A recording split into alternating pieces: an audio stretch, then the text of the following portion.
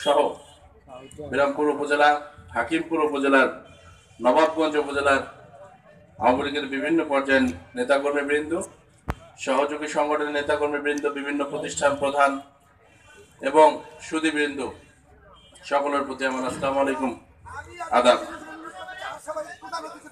আসলে আগামীকাল রাতে আমার অস্ট্রেলিয়া যাওয়ার কথা। এটা একটা সরকারি সফর।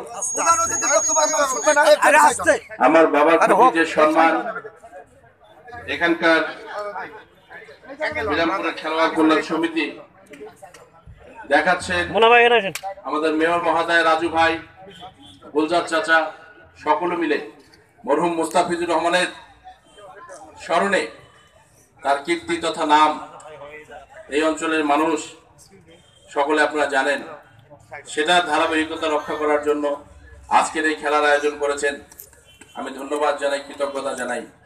বর্ডার বেল্টের এই থানাগুলো, এখানে মাদক অনেক সহজলভ্য। বর্তমান আমাদের এসপি এবং সার্কেল এসপির নেতৃত্বে এবং ওসি সাহেবের নেতৃত্বে এই থানা তথা চার থানার কোথাও মাদক আর পাওয়া যায় না। মাদককে এট এ টাইমে শুধু বিক্রি বন্ধ, সেবন বন্ধ করলেই হয় না, এটা বন্ধ করার কিছু প্রক্রিয়া রয়েছে। যে প্রক্রিয়ার অন্যতম চাবি হলো এই খেলাধুলা, স্পোর্টস। এই বিরামপুরের মাঠে এই টুর্নামেন্ট করে আমার বিশ্বাস যে এখানকার যারা খেলোয়াড় আছেন এবং ক্রীড়ামোদী যারা আছেন, সকলে অন্ততপক্ষে কিছুদিনের জন্য হলেও আমরা একটা জায়গা খুঁজে পাবো যেখানে আমাদের মন, শরীর সবকিছুকে সুস্থ করে রাখবে। আমি জানি আজকে শুক্রবার, নামাজের পর খাওয়া দাওয়া করে অনেকে হয়তো বা পরিবার পরিজন নিয়ে বিভিন্ন জায়গায় আপনারা আছেন, তারপরেও এত সংখ্যক মানুষ এখানে এসছেন, আমি ধন্যবাদ জানাই, কৃতজ্ঞতা জানাই। এবং আমি বিশ্বাস করি যে এই মাঠের প্রত্যেকটি জায়গা কানায় কানায় পরিপূর্ণ হবে আগামী 1 থেকে 1.5 ঘন্টার মধ্যেই। এটাও আমার বিশ্বাস আছে। আমি আর কথা বাড়াবো না। 4টা বিষয়ে আমার ফ্লাইট। এই আয়োজনের সঙ্গে সম্পৃক্ত মামুন ভাই সহ যারাই আপনারা আছেন, সকলকে ধন্যবাদ, কৃতজ্ঞতা জানানোর আমার ভাষা নাই।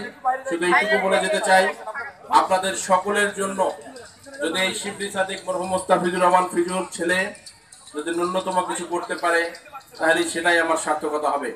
আপনাদের সকলের মঙ্গল কামনা করে এবং যে দুটি দল আজকে অংশগ্রহণ করছে, আমি তাদের প্রতি আহ্বান রাখবো যে ভ্রাতৃত্ব বজায় রেখে সুন্দর সুষ্ঠুভাবে তারা যেন খেলায় অংশগ্রহণ করে। কোনো প্রকার রাগ, ক্ষোভ, আক্রোশ যেন এখানে প্রদর্শিত না হয়, যেটার মাধ্যমে অন্ততপক্ষে একটা বিশ্রী কোনো ঘটনা ঘটে।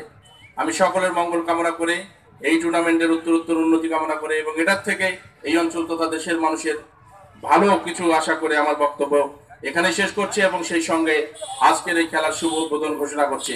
ধন্যবাদ সবাইকে। জয় বাংলা, জয় বঙ্গবন্ধু। ধন্যবাদ।